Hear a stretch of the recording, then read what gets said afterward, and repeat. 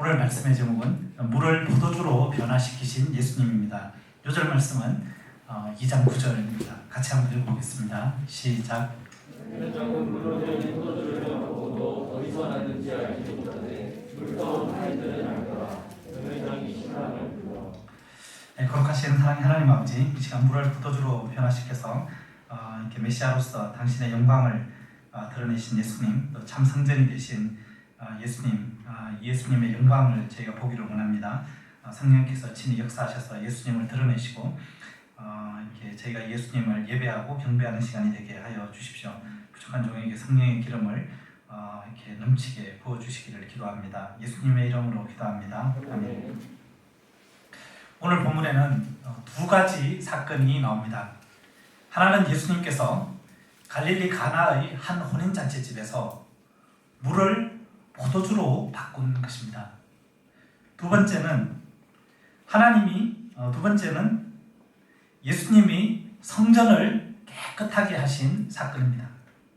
이 두 사건은 예수님의 공생애의 계시를 알리는 사건들입니다. 저자 요한은 이 두 사건을 단히 기술해서 무엇을 이야기하고자 하는 것일까요? 이 시간 이 두 사건에 나타난 예수님은 누구신지, 이 예수님을 통해 요한이 우리에게 전달하고자 하는 메시지는 무엇인지 배우는 시간이 되기를 기도합니다.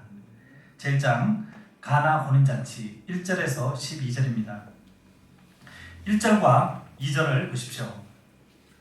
나사렛에서 북동쪽으로 약 5km 떨어진 마을인 갈릴리 가나에 결혼식이 있었습니다. 이 예식에 예수님의 어머니 마리아가 참여하고 있었습니다. 예수님과 그의 제자들도 초청을 받았습니다. 창세기 2장을 보면 하나님은 우리 인간을 사랑하셔서 기쁨이 충만한 에덴 동산을 만들어 주셨습니다.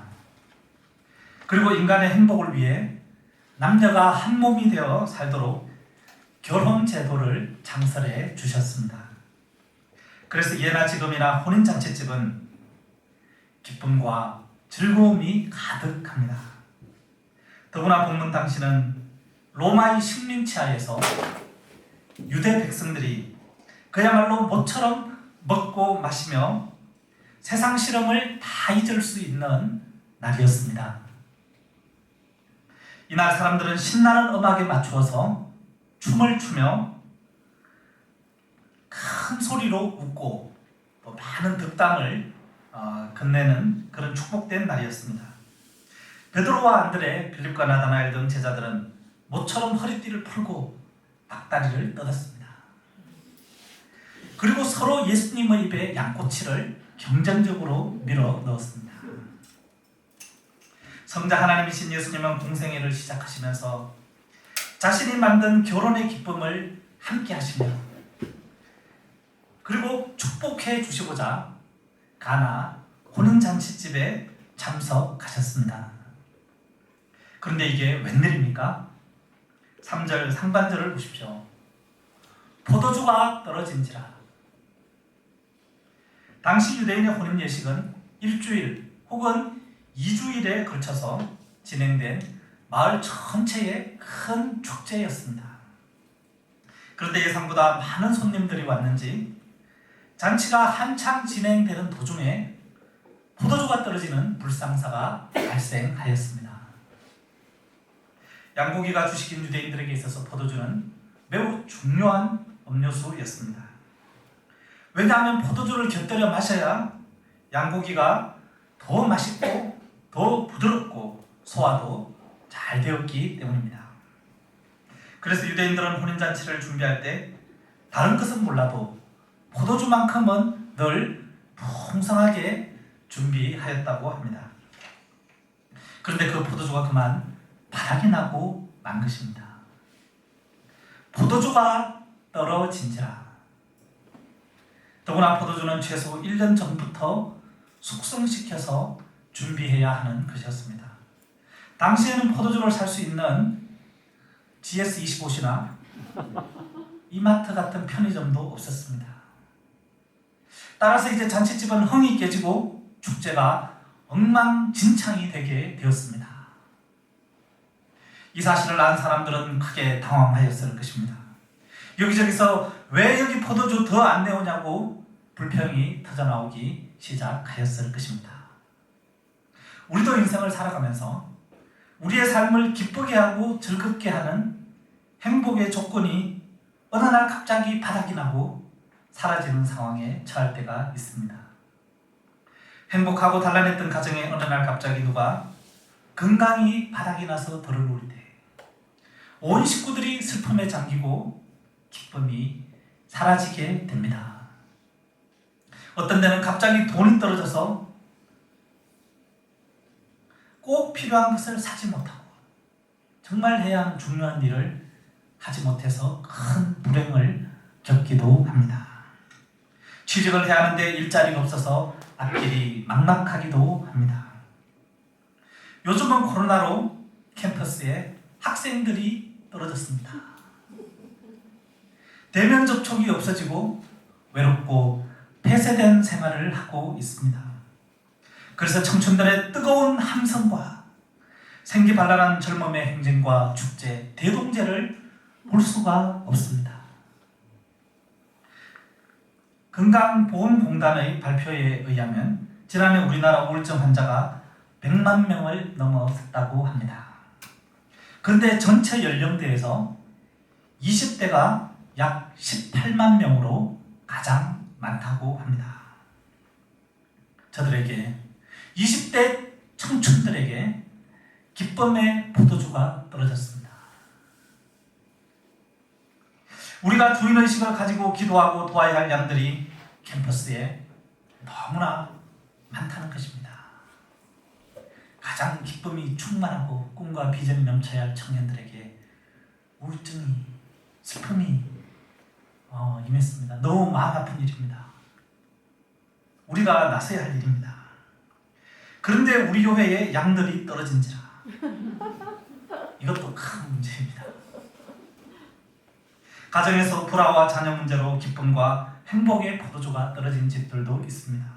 우리 집에, 저 집에 기쁨이 떨어진지라. 다 같이 3절을 보십시오.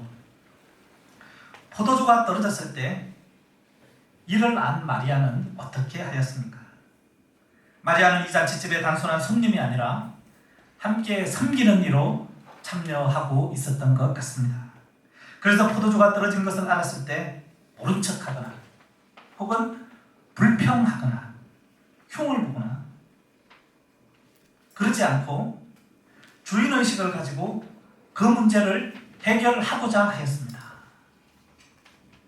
이때 그녀는 예수님께 나아가 포도주가 떨어졌다는 사실을 알렸습니다. 마리아가 이 사실을 잔치집 주인이나 연회장이 아니라 예수님께 알린 이유가 무엇일까요? 그것은 예수님만이 이 문제를 해결해 줄 수 있었기 때문입니다. 그래서 마리아는 예수님께 가서 이 문제를 도와달라고 믿음으로 간청하였습니다. 다시 말해 기도한 것입니다. 기도는 위기의 상황 속에서 우리 인생들이 취할 수 있는 가장 지혜로운 방법이고 문제 해결의 지름길입니다. 우리가 잔치집에 포도주가 떨어진 것처럼 다급하고 절박한 상황을 만날 때 우리가 믿고 의지할 분은 오직 예수님 한 분이십니다. 우리가 뭔가가 떨어지고 중요한 것이 바닥이 날 때, 심각한 결핍이 생길 때 마리아처럼 예수님께 들고 나가서 도움을 요청할 수 있기를 기도합니다. 그런데 이때 예수님은 도움을 요청한 마리아에게 어떤 반응을 보이십니까? 4절을 보십시오. 예수님은 마리아를 어머니라고 부르는 대신에 여자여 하고 부르셨습니다. 이 말은 당시 왕이 왕후를 부르거나 자기 아내를 아주 부드럽고 사랑스럽게 부를 때 사용된 존칭이었습니다. 이를 생각할 때 예수님은 잔치집의 주인의식을 가지고 그리고 자신을 믿고 찾아와 문제를 상의하고 도움을 요청한 모친 마리아를 매우 귀하게 여기며 사랑과 존경으로 대하고 있는 것을 볼 수 있습니다. 나와 무슨 상관이 있나이까? 라는 말은 유대인들의 화법에서 나를 내버려 두고 당신 일이나 신경 써라는 의미입니다. 말의 앞뒤가 좀 안 맞습니다.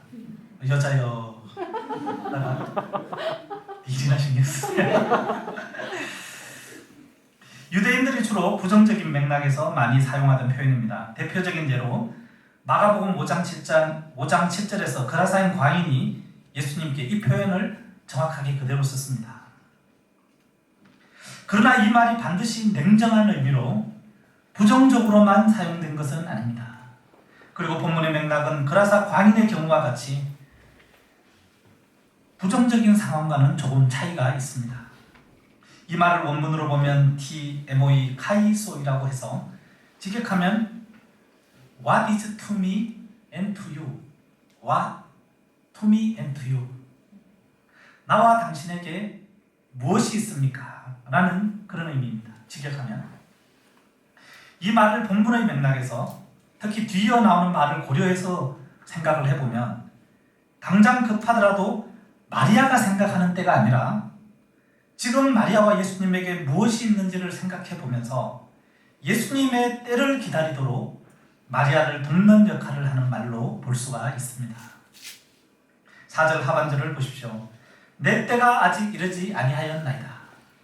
여기서 내 때란 예수님이 자신의 하나님의 아들로서의 성자 하나님으로서의 신성, 능력을 나타내어서 하나님께 영광을 돌릴 수 있는 때입니다.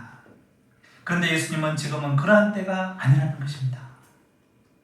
마리아는 이때 아니 지금 포도주가 떨어져서 난리인데 무슨 때 타령이냐, 나와 가까운 지인의 집인데 빨리 좀 해줘라 하고 모친의 권위로 다그치지 않았습니다. 바로 지금 자신이 때라고 생각하는 그 시간에 예수님이 일해주시면 참 좋겠는데, 그렇지만 마리아는 자신의 생각을 내려놓았습니다. 그녀는 겸손히 예수님의 때를 기다리기로 하였습니다. 그러나 기다리되 손 놓고 능 놓고 기다리는 것이 아니라 언제든 예수님께서 때가 되면 일하실 수 있도록 역사, 환경을 예비하였습니다. 5절을 보십시오. 마리아는 친분이 있는 하인들에게 예수님께서 무슨 말씀을 하시든지,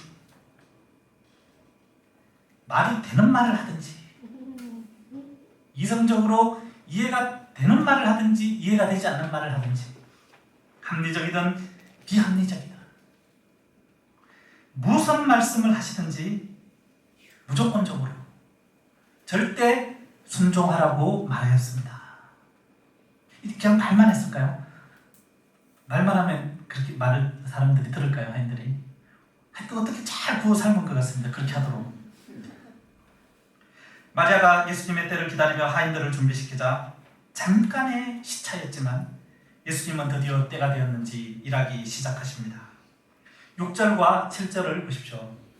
예수님께서 하인들에게 6개의 정결 예식용 돌 항아리에 물을 채우라고 명령하십니다.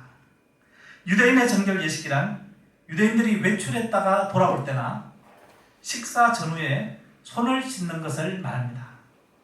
이것은 위생적인 목적도 있지만, 코로나에 안 걸리도록 하는 목적도 있지만, 그 밖에서 접촉한 부정한 것을 제거하는 그런 의미도 있습니다.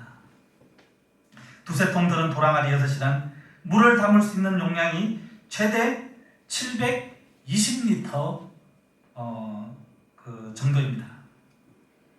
우리 조승은 자매님 2리터짜리 페트병으로 몇 개일까요? 예? 예? 몇 개라 그랬어요? 720리터.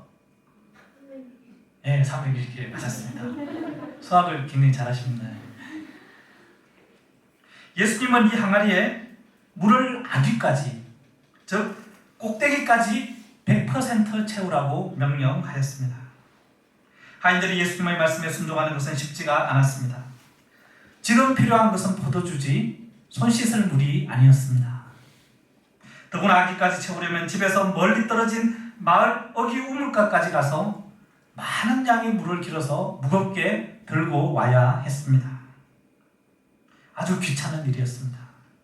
이성적으로 이해가 되지 않는 일을 그렇게까지 수고해서 하기란 정말 내키지 않는 일입니다. 그러나 하인들은 땀을 뻘뻘 흘려가며 예수님이 무슨 말씀을 하시든지 그대로 하겠다는 자세로 예수님이 시키신 일을 순종하였습니다. 그래서 아기까지 채웠습니다. 아기까지 채우려면 물을 100% 가져와서 아기까지 채우긴 어렵습니다. 조금 더 많이 가져와서 넘치게 해야지 정확하게 가져오려고 그러다가 모자랄 수도 있기 때문에 110%, 120%를 가져와서 채웠습니다. 8절을 보십시오. 그런데 예수님은 여기서 더 나아가서 이제는 떠서 연회장에게 갖다 주라고 하십니다. 이 일은 처음 순종보다 더 힘든 것이었습니다. 연회장은 잔치집을 대표하는 인물로 그 마을에 아주 덕망 있는 사람들이 맡았다고 합니다. 그래서 하인들이 함부로 상대할 사람이 아니었습니다. 연회장에게는 새로 마련된 음식을 가져다 주고 그분이 먼저 시식을 하고 좋다고 하면 손님들에게 나눠주는 것이었습니다. 그런데 음식이 아니라 손 씻는 물을 맛보라고 가져다 주는 것은 아주 무례한 일이었습니다. 냉수 마시고 쏙차리라는 말로 들릴 수도 있었습니다. 이것은 맞아 죽을 각오를 하지 않고서는 순종하기 힘든 일이었습니다. 아무리 마리아와 친분이 있다고 해도 마리아가 뒷돈을 뇌물을 줬다고 해도 순종하기가 쉽지 않은 일이었습니다. 그런데 도대체 마리아는 하인들을 어떻게 이렇게 해도 잘 순종하는 사람들로 준비시켜 놓았는지, 어떻게 제자 양성을 했는지. 하인들은 자기 생각을 부인하고 이번에도 예수님을 믿고 온 마음을 다해서 순종하였습니다. 그러자 어떤 일이 일어났습니까? 9절을 다 같이 한 목소리로 읽어보시겠습니다.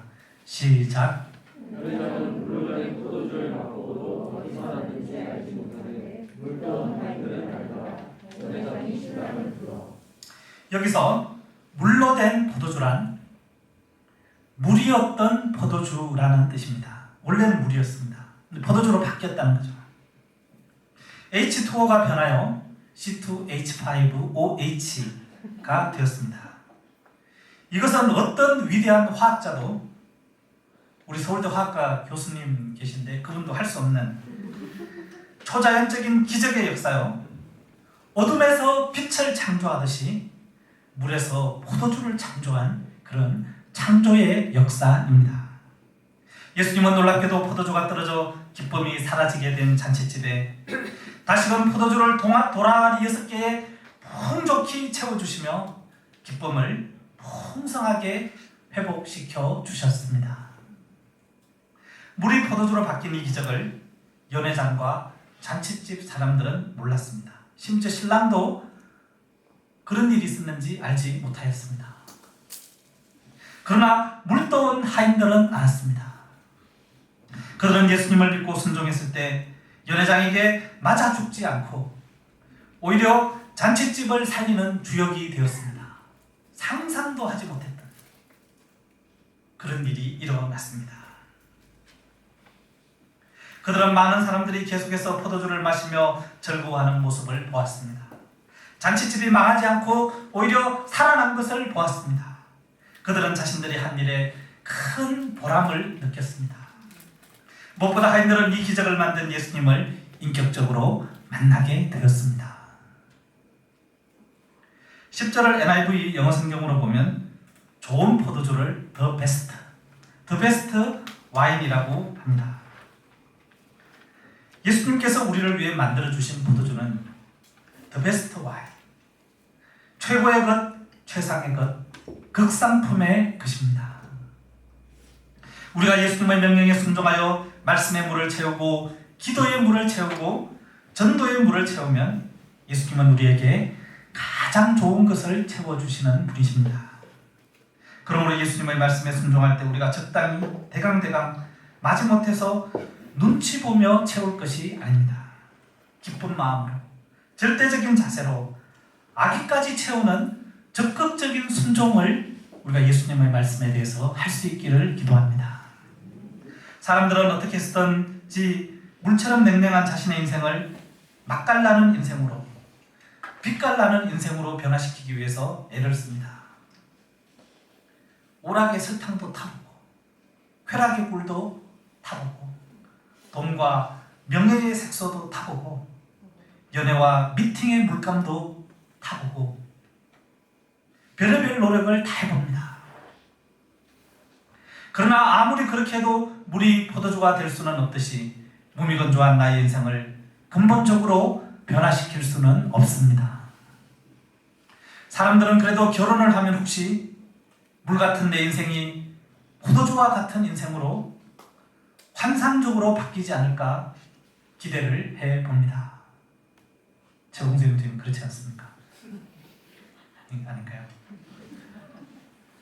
그러나 톨스토이는 이렇게 말했습니다. 결혼은 해도 후회하고 안 해도 후회한다.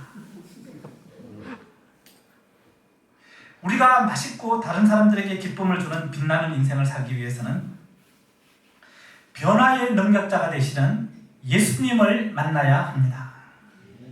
이 예수님을 만나서 믿고 그 말씀에 하인들처럼 순종할 때 우리는 물과 같은 존재에서 향기나는 포도주로 변화됩니다.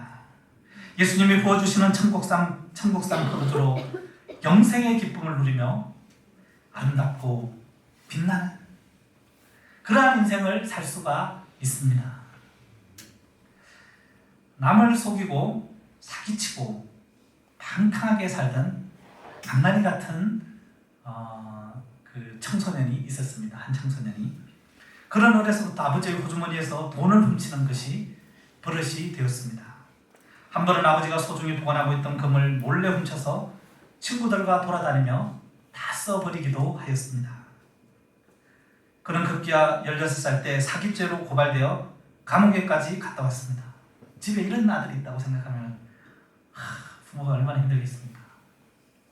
그런데도 정신을 차리지 못하고 이번에는 아버지의 편지를 위조하여 여권을 만들고 교과서를 다 팔아서 생긴 돈으로 친구들과 스위스 여행을 다녀왔습니다.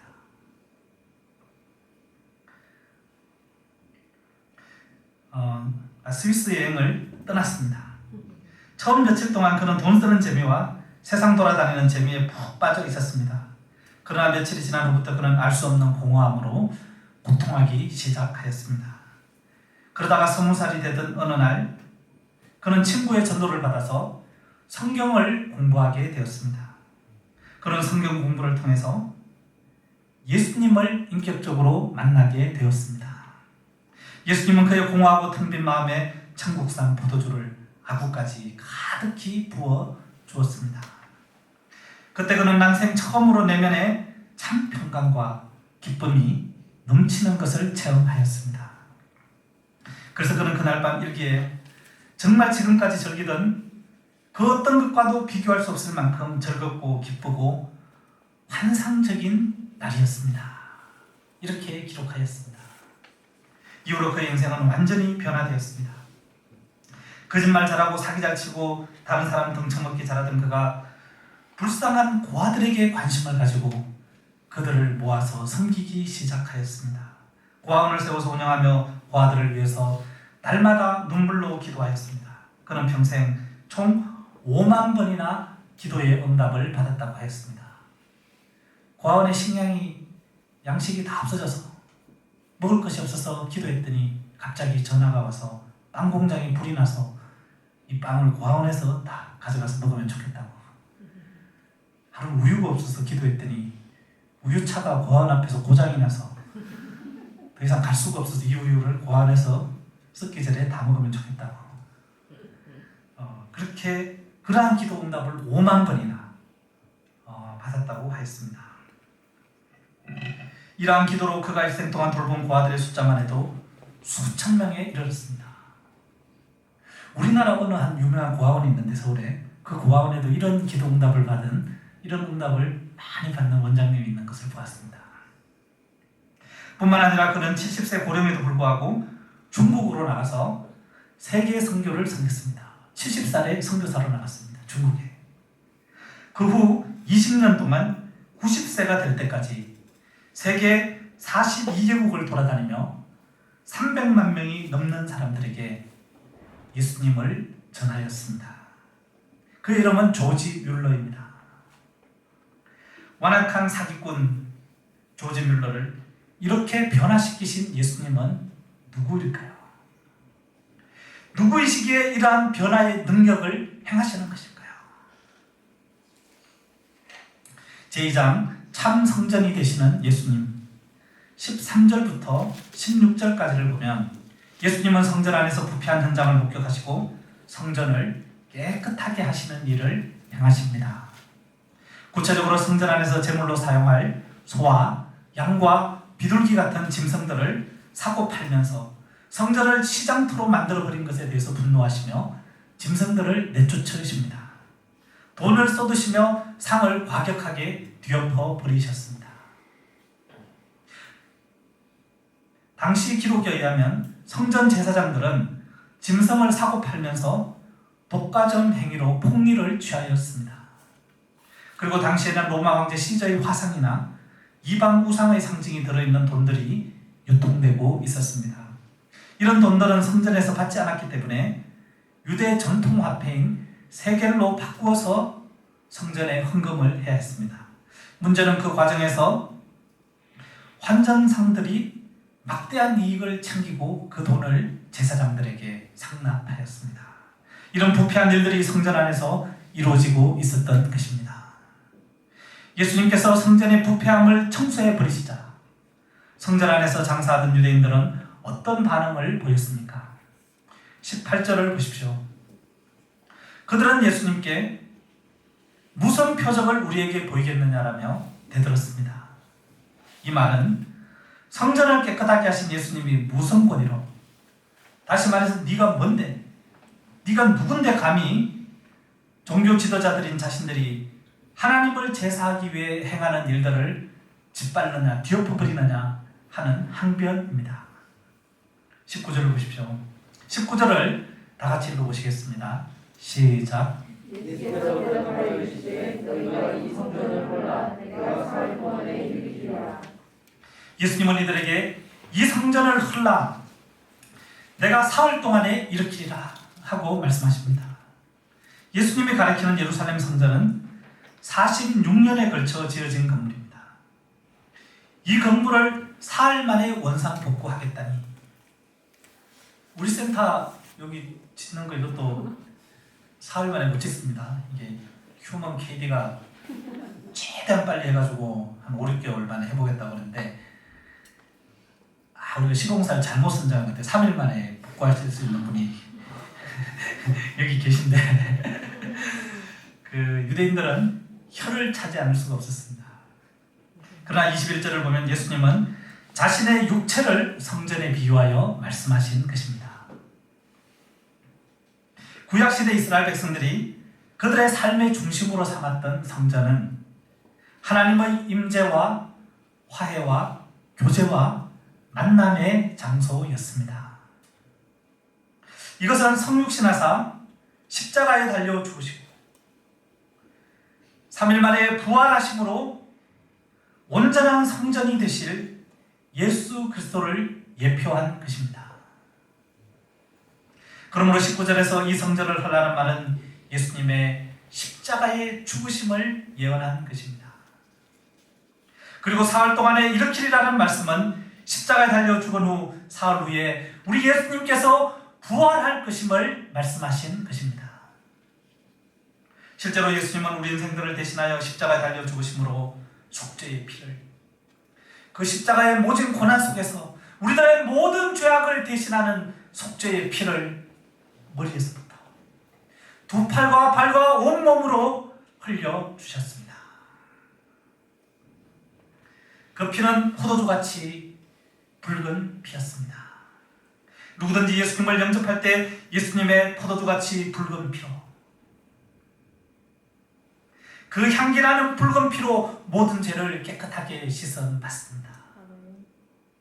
이때 우리의 영혼은 이전에 한 번도 경험해보지 못한 거룩한 기쁨을 누립니다. 그 기쁨은 과거 어디서도 맛보지 못한 The Best Joy, 정말 아름다운 향기가 가득한 그러한 기쁨입니다. 예수님은 사흘 만에 또한 부활하여서 우리 인생들의 부활이요 생명이 되십니다. 그래서 장사치들로 망가진 성전을 온전히 회복시키사 참 성전이 되어 주셨습니다. 예수님을 믿는 사람들은 구원을 얻고 하나님의 자녀가 되어 영원한 생명을 얻습니다. 참 성전 되신 예수님 안에 믿음으로 들어가 기도하는 사람들은 그 마음에 평안과 안식이 임합니다. 성전 안에 예수님 안에 들어가서 기도할 때 하나님의 사랑과 천국의 기쁨과 안식과 평화와 안전함이 임합니다. 기도로 하나님과 깊은 사랑의 교제를 나누며 필요한 것은 무엇이든지 5만 번 이상이라도 간구하고 응답받을 수 있습니다. 어디에서? 예수님 안에서. 나의 참 성전 되신 예수님 안에서. 그곳에 나의 평안이 있습니다. 예수님은 하나님께서 보내주신 하나님의 아들이요 성자 하나님이신 그리스도 메시아이십니다. 예수님은 우리 인생들이 죄를 짓고 쫓겨난 그 에덴을 회복시켜 주시러 오신 분이십니다. 잃어버린 영원한 생명과 영원한 기쁨과 영원한 행복을 되찾아 주기 위해서 오신 분이십니다.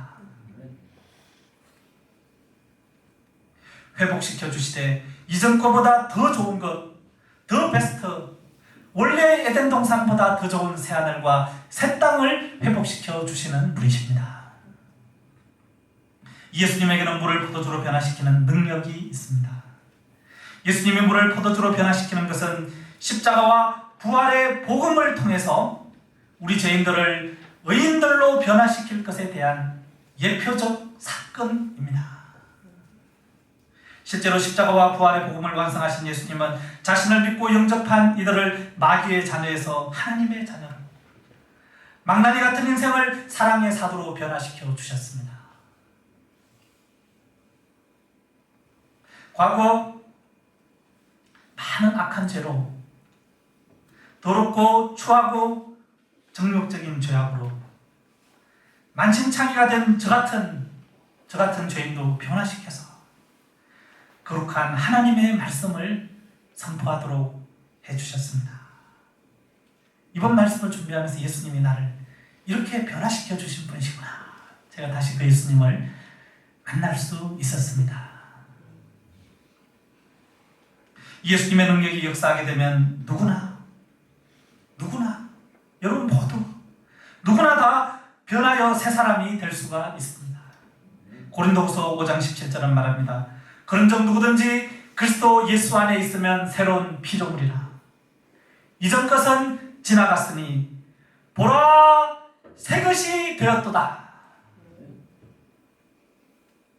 우리의 참 성전이 되사 손과 발을 씻고 이제는 버려야 하는 더러운 물과 같은 우리를 천국의 향기가 가득한 하늘표 포도주 같은 존재로 변화시켜 주시는 우리 주 예수님을 찬양합니다. 23절을 보십시오. 많은 사람들이 예수님이 행하시는 표적을 보고 예수님의 이름을 믿었습니다. 그러나 24절을 보면 예수님은 그들에게 자신의 몸을 의탁하지 않으셨습니다. 그들은 예수님을 믿었지만 예수님은 그들을 믿지 않았습니다. 그 이유는 표적에 끌린 신앙은 다른 믿음이 아니기 때문입니다. 그들의 속내는 예수님의 능력을 보고 예수님의 능력을 이용하여 자기들의 배고픔과 욕심을 채우려는 것이었습니다. 예수님은 누가 말해주지 않아도 사람들에 대해서 너무나 잘 아십니다. 우리를 만드신 분이시기 때문에. 예수님은 그들의 속마음을 꿰뚫어 보셨습니다. 진정한 믿음은 표적에 끌리는 믿음이 아니라 하인들처럼 무슨 말씀을 하시든지 그대로 순종하는 믿음입니다. 예수님은 그 사람들 안에 포도주를 부어주시고 그 사람들 안에서 살아 역사하십니다. 요한복음 2장은 요한복음 전체의 청사진을 보여주는 밑그림입니다. 올바른 믿음의 방향을 제시하는 등대입니다. 우리가 예수님을 우리의 참 성전으로 영접하고 예수님께 대한 올바른 믿음을 가지기를 기도합니다. 올바른 믿음은 말씀을 취사 선택해서 나한테 유리한 것만 순종하고 이성적으로 이해되는 것만 자기중심적으로 받아들이고 말씀을 자기중심적으로 살짝 바꾸어서 순종하는 그런 것이 아닙니다. 무슨 말씀을 하시든지 그대로 순종하는 것입니다. 그래서 예수님을 나의 왕으로 영접하고 그분을 이용해 먹는 것이 아니라 충성을 다해서 그분을 섬기는 것입니다. 내 이성을 뛰어넘어야 됩니다. 그래야 주님의 세계에 들어갈 수 있습니다. 예수님은 그런 사람들에게 천국의 포도주를 부어주십니다. 우리가 올바른 믿음으로 나를 포도주와 같은 존재로 변화시켜 주시는 능력의 예수님을 날마다 체험하기를 기도합니다. 그래서 예수님을 몰라 죽어가는 영혼들에게 참 성전이자 변화의 능력자가 되시는 예수 그리스도를 소리 높여 전파하기를 기도합니다. 캠퍼스에 기법을 잃고 우울증에 걸려있는 20대 청춘들이 많다고 합니다. 우리가 그들에게 참 포도주를 주시는 예수님을 전하러 올라가야 되겠습니다. 땀을 뻘뻘 흘리더라도 가야 되겠습니다. 가서 우리가 말씀의 물을 채울 때 캠퍼스에 주님이 우리를 통해 놀라운 기적을 행하십니다. 이것이 하나님이 우리를 이제는 하늘 궁전으로 입고하라고 부르시는 그날까지 우리가 감당해야 할 필생의 사명임을 영접하기를 기도합니다. 기도하겠습니다. 하나님 아버지, 물을 포도주로 변화시키시는 예수님, 참 성전이 되신 예수님의 영광을 보게 해주셔서 감사합니다. 저희가 하인들과 같은 순종으로 예수님을 날마다 체험하기를 기도합니다. 특별히 캠퍼스에 기쁨이 떨어진 영혼들에게 저희가 천국의 포도주를 공급하고자 하시는 주님의 뜻을 받드는 사명을 잘 감당하기를 기도합니다. 예수님의 이름으로 기도합니다. 아멘.